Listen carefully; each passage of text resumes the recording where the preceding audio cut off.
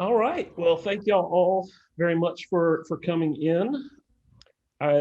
Somebody else on staff, it wasn't me, was doing some figuring on this, and I think the by the end of the year, I'll have hit what about 38 or so of these. It should be about that number. So we will continue doing midweek with Mark until we are open again. After that, we'll figure out something to do that's still those of you who are able to get out here all the time can still join us. So yeah, I've got some all kinds of friends on here. This is great. I'm enjoying this. Looking at all everybody's here. Dennis looks like has put the Cotonenge registration into the chat. I'm going to mention that again at the end. I've got some images, but real quick for in case people have to leave. This is a program. Cotonenge, it kind of translates to classical plants in Japanese, and there's a tradition of growing these very specific plants in really beautiful containers indoors in Japan. And it's amazing some of the variation that they get after having grown these plants for really hundreds and hundreds of years. And it's a tradition that I fell in love with the first time I went to Japan. And so I have for the past, what, 20 years or so, I have always wanted to develop a Cotonenge collection, do some programs, and kind of pass that on to more people. So finally, there are all these good things coming out of this pandemic. We got some grant money to help us develop the program and put on this program. So it's really excited. So we'll do that on Saturday, and you can still register for that. And whether you register or don't register, there is also a small plant auction that goes with it with some of these traditional plants. So I'll talk more about that at the end. But thank you all for joining us to talk about the plant apps and the plant app throwdown that we have. I sometimes come up with these topics on the fly, and then when it comes time to actually start talking about them, I'm not always sure exactly what I'm going to talk about. So it's one of those things. I haven't really used these plant ID apps almost at all. As Chris and I were saying at the beginning, we mostly, I'll download one, and then once, I'll try it out once or twice. I usually try and stump it on something weird at, here or some other arboretum or botanic garden. It gets stumped, and then I say, see, it's no good, which is probably not how most people are using them. So I wanted to just try out how some do, how they operate, how good they are, how easy they are to use. So I'm gonna go ahead and share my screen and start talking about kind of what I did, how I did it, and how unscientific it is. So the great plant ID app throwdown. Not using a lot of these apps, and it's a little bit of comparing apples to oranges, in that a lot of these apps do multiple things. I was just looking at, because I couldn't compare everything, I was just looking at purely at plant ID. How does it do at identifying plants? And in order to make it as fair across the board as possible, I just picked 6 pictures that I had in my phone that were of varying degrees of difficulty. And I've got the names as I go through them, but I'll run through why I picked what I picked. So the first one that we'll do is this one down here in the middle and the bottom. This is a Mahonia. I figured a Mahonia would be pretty easy for it. They're pretty common landscape plants. This one is Mahonia oiwakensis. I doubted any of them would come up with Mahonia oiwakensis, but here we've got a whole plant, very Mahonia looking. It's in flower. I figure that's going to be an easy one for it. And then I took this. This is a weeping persimmon, weeping Japanese persimmon, Diospyros khaki pendula. Now, I did not think it would get that it was weeping because you can't really see the weeping, but I picked this one because it's a good shot of fruit. But typically, Japanese persimmons are more flattened shape, not this kind of spindle shape. So I wanted to see if that would throw it off, but without being too difficult on it.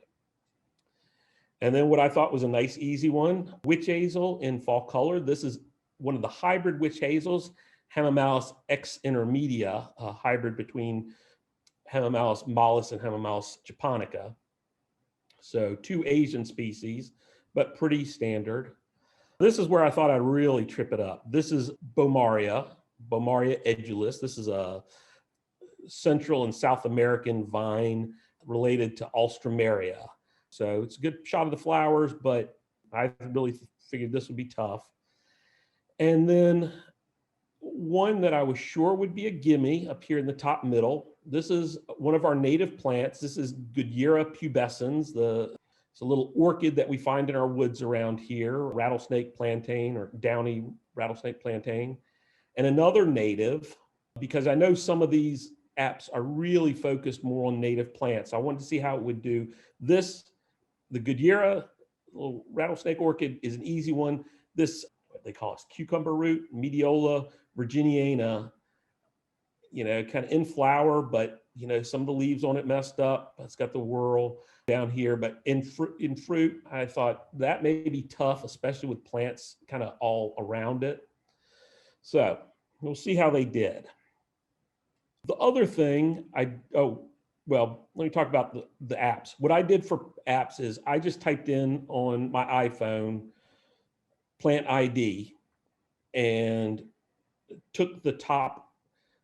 I think I started with 11 apps that would download that looked like they were ID apps. I skipped a few that looked like they were like how to care for your houseplant type things. And I didn't look at what they were other than did they look like they ID'd plants, and I downloaded them. So they were the top ones that came up for the most part when I did that. And then this is how I rated them. If they were completely correct, they got 9 points. If they were correct, but it was qualified in some way, like some of them would rate them, I'll show you that. They'll say, it's Mahonia, we think at, 3 stars out of 5. I would do that. If they got at least the correct genus, they got 7. If they didn't answer, they ranked high. And I know this would be where other people would disagree with me. I would rather the app not answer than give me a wrong answer. I'd rather just say, we don't know what this is, because to me, a wrong answer is worse than anything else. So a lot of them gave multiple answers. So if the correct genus at least was in the top 3, I gave it 5 points. If it was wrong, but it told you that it probably wasn't right, like if it said it guessed it was something, but was only had 30% confidence in that, I figure that's good, because that'll make you keep looking. You won't just think there. If it was number 4 to 6, got a 3. If it was number 7 or lower, and if it was just wrong, it got a 1.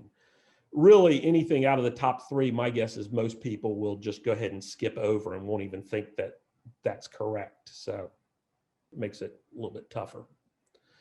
So the first plant, Mahonia huayhuacensis, and I've kept my little schedule there. And if I could have figured out how to do the graph wider, I would have, but PowerPoint defeated me. So these are the apps, and this is just the order I opened them up on my phone. I don't know if it's the order that they downloaded in, but it's the order that I opened them up and did. So with the first one, Seek, we got 2 of them that gave no answer, which is kind of high there. And one, picture this, got that it was a Mahonia, but that was it. And then a couple other ones, said that they thought they were wrong, and several of them were just plain wrong. Some of them had it in there, but really low down. So that was kind of interesting, because I really thought this was going to be easy. It was in flower, it was going, but it mostly, I did not allow some other things. Let me go back and say a few other things. I did not allow it to use my location. So if they asked for that, I didn't allow that. So I think most of them are defaulting to US natives because a lot of them said they thought it was a sumac, Rus typhina. Some of them thought it was Ailanthus altissima. I got a lot of ferns, kind of all over the place. What I got with this, which, like I said, it really surprised me. I thought this one, every one of them would get that it was a Mahonia, but they did not. I was actually very pleasantly surprised with the persimmon. We got 3 of them that got that it was Diospyros khaki. That got, I didn't hold it to pendula, like I said, but they got that it was the Japanese persimmon. A couple of them got it right, but qualified it. And iNaturalist got the right genus, but they said they weren't sure. And then the other ones were most of them, I think all of them got it figured out what it was, at least somewhere in their list. Some of these apps would give you one answer. Some of them would give you sometimes 30 answers. And so, it just varied with that. Interesting with this one, every single one of them, except for this plant lens, this one, every single one of them said it knew this was, they all said it was the Virginia witch hazel, Hemamelis virginiana. So all across the board, that was the top for every single one, except for this one who said that it was an Ampelopsis, which kind of surprised me, but it did get the right genus. It got Hemamelis virginiana way down at like number 9, I think, of its list of possibilities. One that I thought was going to trip it up, none of them got the species, but we had 3 of them that got Bomeria on there as their top pick, and one that put it in the top 3, and then a bunch that got it wrong. And when they got it wrong, they mostly got it really wrong. When I get to the end, I will have some wrap up on these. I just wanted to, it's interesting to me to see how varied these all are. And I should say that I used the same exact picture for all of them, and I did not reposition it. Sometimes they want you to reposition it. I never did that. And in some cases, you had to let me go back to this one. There were a few, and I'll point these out at the end when I go through each one of the apps themselves. There were a few that would not accept a full plant. You had to choose whether you were showing a flower, a leaf, a fruit, or bark. And so when I did this one, I said leaf, just because I thought that's how identified the easiest. I guess I could have put flower as well, but I didn't blow it up or shrink it down. I used that entire picture.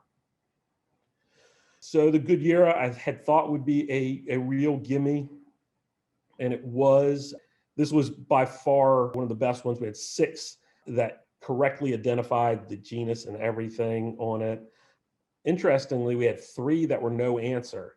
So I didn't go back and look and see if some of these were based out of different areas. And so what their database might hold is different. And then had one that had the right thing, but it was number 6. And I'll show you a little bit more about that, because that's one that I'm still trying to figure out why it messed up so bad. And then this one was my most surprising one. This is the picture I sent. If you sent that to me, I'd have to look at that for a few minutes to get it myself. I might look at the leaf down here and think it's a Paris. Then you see that stalk and get the fruit. So that is pretty good giveaway. But still, I did not think this was going to be easy. And on the ones where it asked me what plant part I was showing it, for this one, I put in, if it asked me that, I put fruit every time. So, not a whole lot of the fruit in there. But we had 3 that were completely correct. There were 5 that were correct but qualified in some way. one that was down the list, and then one that was just absolutely wrong. So there you can see kind of a little bit, just kind of an overall view of how it worked for me. And I know, as somebody who gets a lot of pictures from people with questions about what is this plant, pictures are often blurry and fuzzy. So at least these were clear pictures, even if they weren't always great pictures.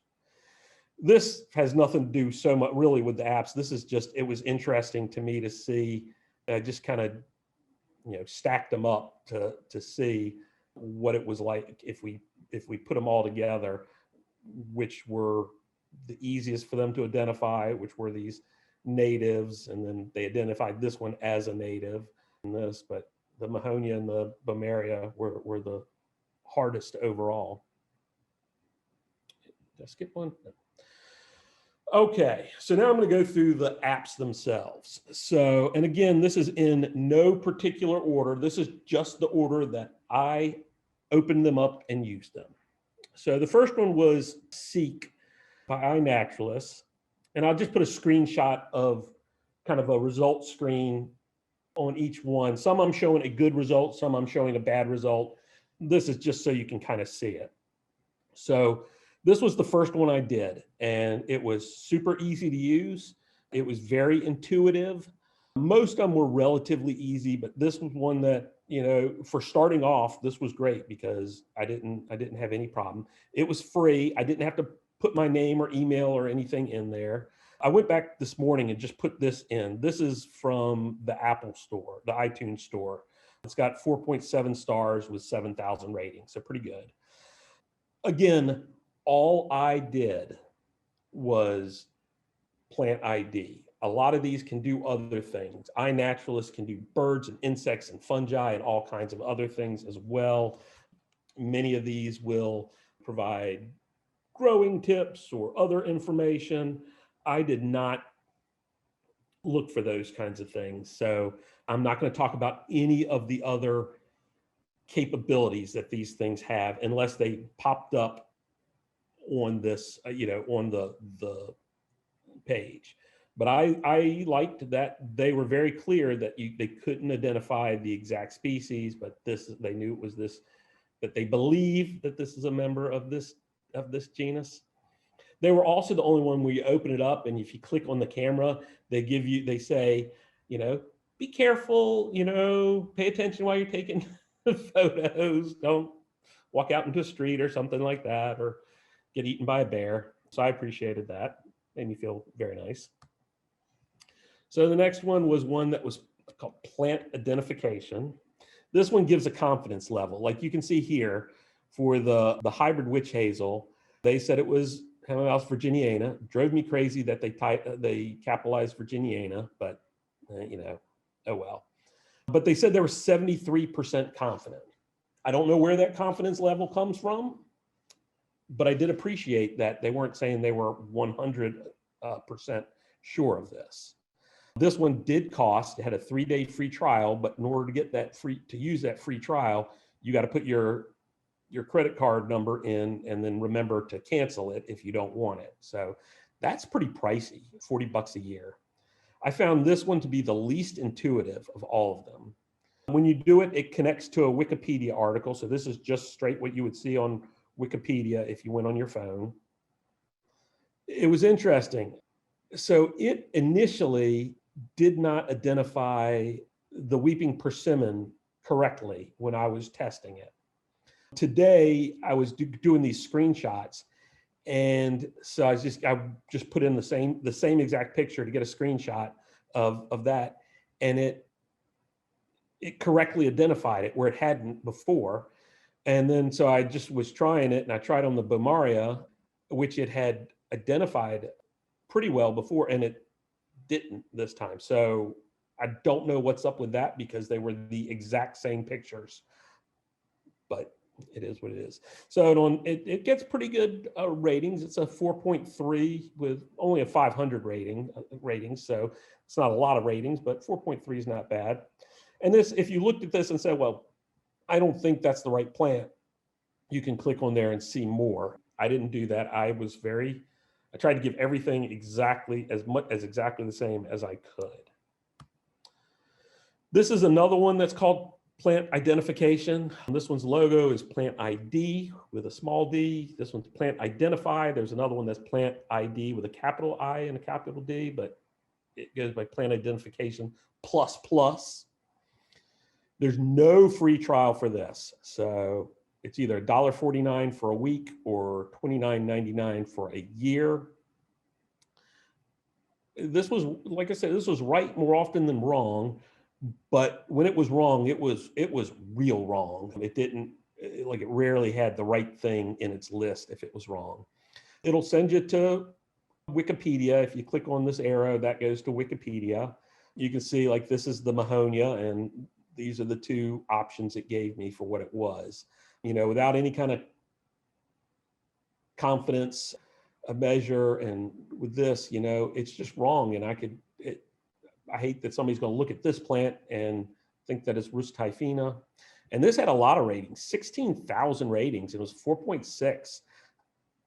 So, I mean, people really liked it. It was so-so in my mind. It was kind of middle of the pack. PlantNet, this is one that I have heard people talk about.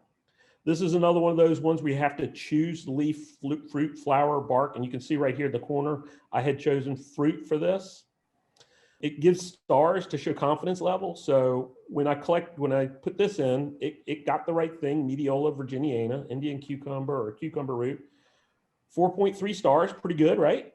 And then the next best thing it had was Clintonia borealis, and it gave it 0.06 stars. With Mahonia, it gave 8 options for Mahonia that were all wrong, going from about 0.7 stars to 0.07 stars. So it knew it was wrong about the Mahonia, just didn't know what it was. So that's something. And a lot of pretty good amount of ratings, 1.1 thousand and 4.6. And I think I'm not too surprised that it got that. It was pretty easy to use. I did not like it when they asked me to choose what part of the plant I was looking at. I think it should be able to figure that out. A lot of them didn't need that. Leaf snap, another one where you have to choose that leaf, fruit, flower, bark. Another one that was pretty intuitive. Every time you use it, before it shows you what the plant is, you get a loud ad, unless you've turned down your thing, unless you upgrade, $24.99 for 6 months. This may be the most expensive one that there was. Sometimes it came back with no ID at all. Gave, like for Mahonia, it gave 15 options. So it can give a lot of options, where 9 was Mahonia eurybracteata. This is what I did for Bomeria, and it gave, I think, 18 options for Bomeria. And it had a Bomeria as like 8 or 9, but it does not look like Indian paintbrush or gladiolus. Penstemon maybe, but definitely not Dicentra. So I think it just saw a pink flower and went through and pulled all the pink flowers it had, and it was not very good for that one. Another one where you have to choose the fruit, whatever. It's pretty easy. You get ads after it does an ID, unless you upgrade, $9.99 a year. So pretty reasonable. Sometimes came back with no ID, but it would give just tons and tons of options. It had 21 options for Mahonia. Number 4 was Mahonia eurybracteata, and number 20 was Mahonia japonica. So it got 2 Mahonias in there, but just with all those options, I felt like it wasn't very helpful. Diospyros, it had Diospyros number 1, which you can see right here. This is what it did, but there were 13 total options for it. So you could just keep scrolling. High ranking, but not many ratings. Plant ID. It didn't give you an ad after every ID, but after 3 or so, it would give an ad to $9.99 a month, another expensive one.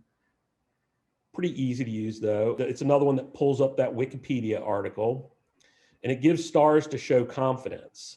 But here's the thing. Okay, so this is the Bomeria. It gave it about 2.5 stars, right? And said it was an Aquilegia. It was 50% or so confident, maybe a little less than that. confident that it was correct. So it knew it wasn't very correct. But then it got the Japanese persimmon correct, but still only gave it 2.5 stars. So it only does you so much good if it's as unsure when it's right as when it's wrong. And then this I didn't understand. You see this, right? 5 stars. This, when it got to the witch hazel, I think I'm counting right. That's like 5 3/4 stars. So I don't know quite what if they're going in 5 stars or more stars. So it was kind of a weird thing, but it's good that when it was really sure, it was more than 100% certain, I guess. Picture this, you got a 7-day trial, then $30 a year, easy. It gives, what I saw from everything I saw, it only gives one answer, whether that's right or wrong. It was the only one to get Mahonia as the top answer. If you are a botanist who doesn't look at plants, they will tell you that there's no such thing as Mahonia, that they're all barberries. Gardeners, you should put a barberry and a Mahonia in front of a gardener and they'll be able to tell them apart. So evolutionarily, maybe there's some work still to be done with barberries and Mahonias, but taxonomically something still to be done. But in terms of, is it right or not right? It is, I disagree with their taxonomy, but they are correct as far as getting the genus based on their taxonomy, if that makes sense. I can explain that better if anybody wants me to. But this is the highest rating one, 4.8 stars with 284,000 ratings. So people really like this one. Picture this. Plant Lens, 3 days free, then $4.99 a month. Lots of options, gave 31 options for Mahonia, none were Mahonia, more barberry. It was the only one to give the wrong top answer for Goodyear. 3 of them gave no answer. And it was the only one to miss Hamamelis completely, and it was slow. And you can see by the ratings, people don't like it much. But here, I love this. So Goodyear pubescens, number 1 answer is rattlesnake weed, which has a blotched leaf. Okay, maybe. I can understand that. So that was number 1 answer. Number 2 answer was Asarum hartwedgii, which that's a pretty far cry, right? Here is number 6 out of 6. This is the correct answer. So this is my picture. This is their picture. Yet this and this were ranked above this in terms of being the correct answer. Seems like something's a little bit off there. And then Plant Swap, their ads, unless you go to premium for $20 a year, when it was unsure, it gave a lot of answers. It was the only option that did not identify the mediola at all. Most all of them could identify it. One had it as the 4th, but this Schefflera alpina and Amorphophallus and Ardesia, these aren't even close. So it did not do a great job with it, although it's got a lot of ratings, and it's pretty highly rated. So it did better in other ones. This was just, that one it was terrible on. So when you came down to it, when I averaged everything out, what I found was the number 3 was, picture this, and that's right here. You see number 2 and number 3 were pretty close. The plant ID, this one with the small d, plant identification is what the app's actually called, it was the next. And then the very best one was this iNaturalist Seek, which I was glad because, I started with that one. And by the time I got to the end, I was like, well, was the first one really that good? But I went back and tried it and did the same things. And yeah, it was the easiest to use. It gave me overall the best results. And when I looked just a little bit more into it, look at that. This is why it doesn't ask me to pay anything. It's an initiative of the California Academy of Sciences and National Geographic. It's worked with the World Wildlife Fund and the Netflix The World show. And so this is really much more, that one's really much more about encouraging people to get out and to explore their world than an app that's trying to get you to upgrade to premium. So I was glad to see that. Overall, this plant lens was just terrible. You can see Plant Snap was pretty good.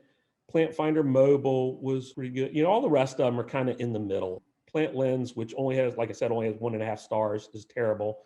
These three were definitely at the top, and then the rest were under there. Now, that is to identify basically kind of any kind of plant you want to throw at it. If you are wanting to go out, take a walk in the woods, identify the plants around you, some are certainly going to be better than others. And there are apps that are really more focused on, you know, the flora of the Carolinas or of Arizona. So those are obviously going to be a little bit better for those kind of situations. There are some that are really for houseplants. And some of these apps will give you care tips. Most of them will allow you to build kind of folders.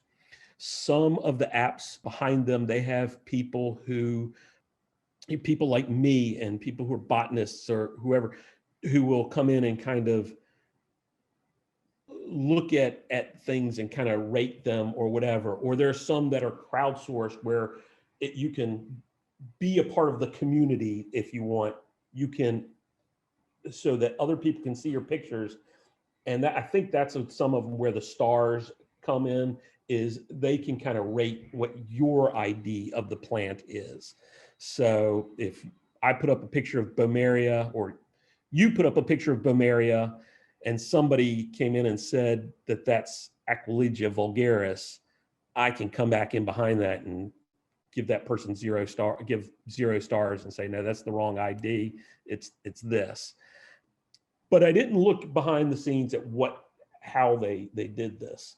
But this is just like I said, just looking at one aspect. There are a lot of other aspects that a lot of these things have that may work better for you than others. I will also say there are other ways to do this. Chris pointed out earlier today that somebody he knows uses Google Lens, and Google Lens is made to identify anything. You know, it's the kind of thing where you can use it and take a picture of a purse, and Google will help you identify, you know, that it is a Coach purse or a Gucci purse or some other purse. I don't know purses, but it works with plants as well. It's got all the power of Google behind it. And it is one more nail in our coffin, or one more cog in Skynet's eventual Google overlordship of us all. So depending on how much you're looking forward to being in the thrall of machines, you know, is whatever. I look forward to it personally. Machines are getting smarter than me every day, I think. There are other things. There are on Facebook, there are, you know, groups that are plant identification or what's this plant. If you go on Reddit, there's subreddits for what's this plant that you can, you know, that work on. I go on there sometimes. You know, if I'm bored, I used to do that and go in there and identify plants. I stopped doing it because anybody can identify the plants. And it drove me so crazy how many times people would say, I don't know, maybe it's X. And they were just so wrong. And I was always like, why are you guessing? If you don't know it, don't tell people the wrong thing. I hate wrong information. But on the plus side, you know, the way the internet works, if you do put something up online, like say on Facebook, if you say, here's a picture I took of Rus typhina, somebody's going to come back very quickly and say, no, this is Mahonia oiwakensis, because the quickest way to get a correct answer online is to put a wrong answer in. So there's always that. And then of course, you know, there are always your local botanic gardens like us. We do a lot of plant identifying. There are master gardener groups.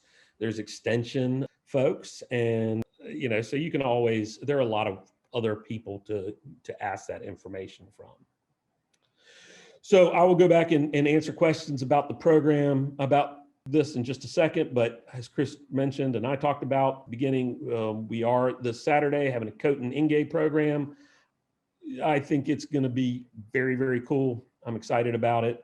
We've got great speakers. Hiroshi Matsuoka from Japan is going to give us a brief introduction to Coat and Ingay. Then we've got Peter Lin, who specializes in orchids, the Neophonetia, or now Vanda especially. Going to go a deep dive in there. Ozzie Johnson, who's one of the people who introduced me to Coat and Ingay plants back when I worked at the Atlanta Botanic Garden in the mid-90s. He's going to be talking about some of the other plants used in Coat and Ingay.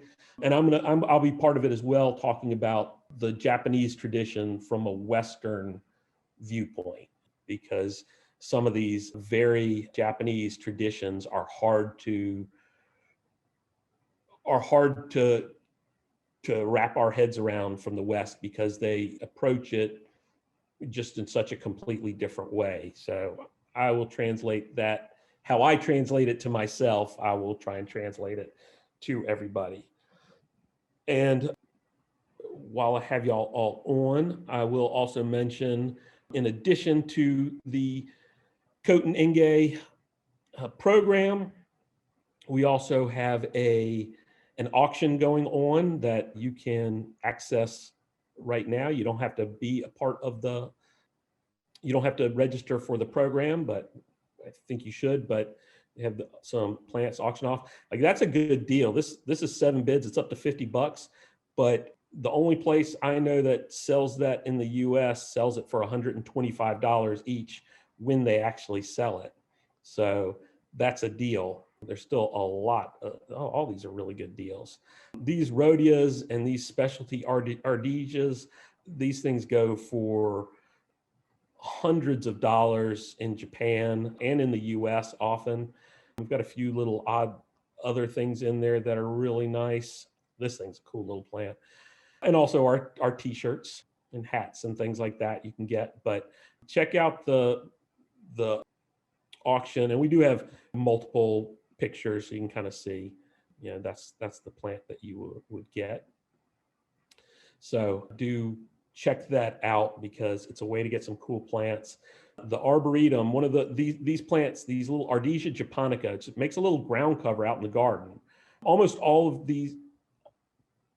Pretty much all of these plants, except for maybe this one, we can grow in the garden here in Raleigh. So you don't have to grow them in a container, but you can. They make great house plants, but all these other ones will grow outdoors in our gardens. So you don't have to grow it like Coat and Ingay. But the Arboretum now has the largest collection of Ardesia japonica in North America. So you can see even more of these things over time displayed in this Coat and Ingay form. All right. I'm happy to answer questions now. Let's see. It looks like a lot of stuff in the chat. There were a couple of odds and ends. I'm going to help hunt them down inside the chat for you. Several people did help with a few of the questions, though. Okay, good.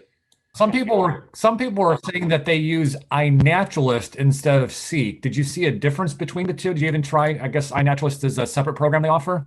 Yeah, so it was Seek by iNaturalist. I think the deal with Seek maybe is that there are some other features in there that encourage you to make collection, like you're collecting the stuff. There was something I saw where it was comparing it to like Pokemon Go, that was encouraging people to go out so you can build, you want to get all the insects you can and all the, I don't know. It's by the same people. I see somebody says they think you have to sign in with iNaturalist. With iSeek, you can sign in, but even when you sign in, so you're part of that community and people can see what you're doing, it doesn't give exact location. It does some things to protect you. They were very upfront about trying to protect from children. Now, trying to protect like young people using it. They wanted to encourage young people. the I did not do iNaturalist because that did not come up when I looked at plant identification. There were a couple of comments, Mark, that people use a couple different applications to kind of compare results. I thought that was a nice idea. I think it is, because when you get the different results, that tells you to go in and look more. We use that in some ways. We use that sometimes verifying names. Is if you look at 2, 3, 4 good sources and they all agree, you can generally be pretty confident that you're getting the right thing.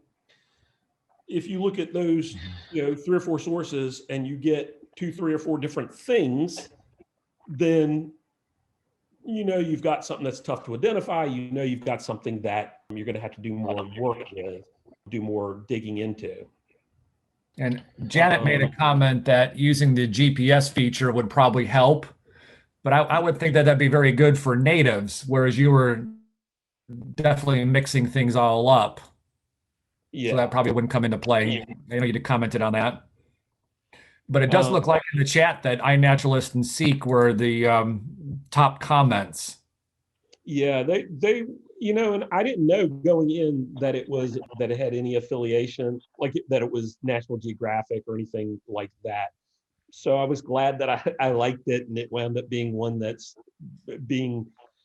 was developed and promoted by a group that their function is education and more. And a lot of these things, I do encourage people, if they use these things, if you do sign in so that your images are accessible, or going into kind of a larger thing, there are a lot of these that are being used as parts of citizen science kinds of things. And folks like, we've got our former database coordinator on here, Andrew Pace.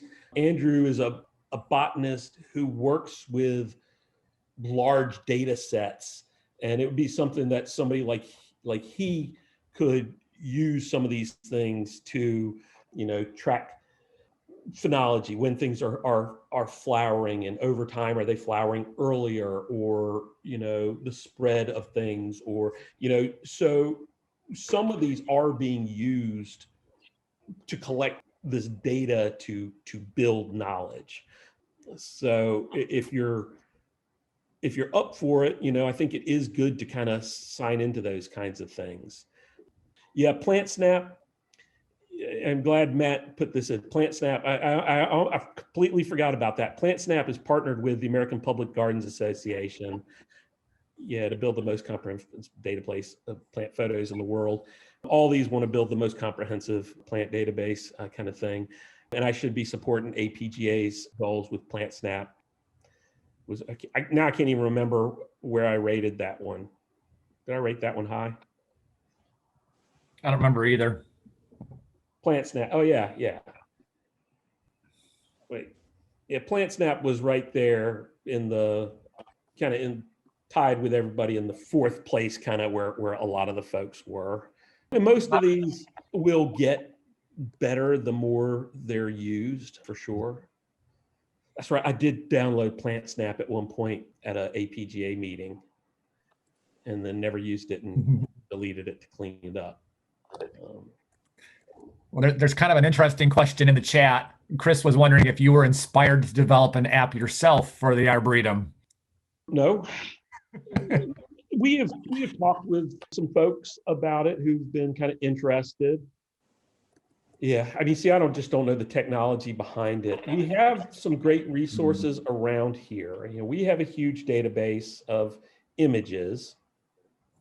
There is the person who is actually behind, if you've ever gone online and seen the USDA plants, you look at their maps, they have maps of the US showing the locations of the plants. Those are old, those maps, and they are all from the, oh gosh, Chris, help me out. What's the acronym of person here in Chapel Hill? I can't think of it right now. I'm sorry. Andrew, you got it? So he's got a great, biota. I can't remember what biota stands for. Is that right? Biota. Andrew said weeklies. Well, Weekly's got a great flora, but there's the Biota of North America. It's somebody who worked with Weekly. Look it up. They that's more up-to-date information, and they're interested in partnering with us at some point. And then there's a great database of cultivated plant material called the oh my gosh, I'm forgetting everything. New Ornamentals database. Yeah, the cultivar one. Yeah, cultivar.com. That's got all this information and images of cultivated plants. And we may ultimately be the repository of all of these things, where those other two projects are really kind of helmed by a single person. And what happens when they go, they're labors of love, but they've a ton of great information. So to bring it in there. There were a couple of things in there for Google Lens. They were appreciative that you commented on that, and someone said that someone said that they use it and they find it to be very accurate. I thought that was kind of neat. Yeah, and I got a private message about that. Picture This was developed in China. It has a good database for Asian plants, which I'm really glad to get that feedback, because I looked at that when I saw the thing about Seek where that was developed. I decided to go through and kind of just glance at where these other things were developed, and I saw that Picture This was developed in China, and had thought to myself, I need to check that out with some of these plants that I haven't, I've taken pictures of in China and don't have identified, because it may be stronger with those, and that could be really exciting for me. So I'm glad to get that from there. So I can't remember all of them, but I think it might be true. Maggie was wondering if Seek and iNaturalist were the only free ones that you mentioned. All right, I'm going to go back. First, I'm going to go back. Bonap is what I was looking for. Thank you, Andrew. Biota of North American Plants. I guess that's what that is. It's a great resource. But so going back to that, am I inspired? If we get all that stuff together, we will have one of the greatest repositories of images and information about plants around. Really, we will. And so if we can get all those things in a coherent form, there would likely be some output from that. But that's a longer term thing. Okay, well, let's go back. Chris, what were you saying? Someone was wondering if Seek and iNaturalist were the only free ones. Oh, I think there were other ones that were, they're free if you can put up with the ads. A lot of them are free if you can do that. Some are free with a trial, but ads, early plant lids. Yeah. Camille just mentioned that PlantNet is free with no ads. Yes, PlantNet is free, exactly, and that's one that's gotten a lot of good feedback on the App Store. Yeah, I think those were it. Other questions? That takes care of the questions that are in the chat at the current moment. Oh, there was one that was not related to the apps. Val was wondering if it was a good time to prune climbing and tea roses, or when should you prune climbing and tea roses? So you can prune them now. Climbing roses, you can definitely prune if they're, affixed to a structure. The real reason you'll hear a lot not to prune this early. Some of that is from colder places where it's just better to leave the plant up. I don't prune this early because roses have terrible root systems, and sometimes they'll start flopping around, I've found. So I usually wait until January, February, but it won't hurt them. Once they're dormant, they're fine. I had another one that was private that I'm going to answer out loud about Fatsia japonicas that are blooming now out in the garden. This is the correct time for Fatsia to bloom. They were great this year. Thank you, David. It says they think iNaturalist uses an external database, where Seek has an internal database that is smaller than iNaturalist.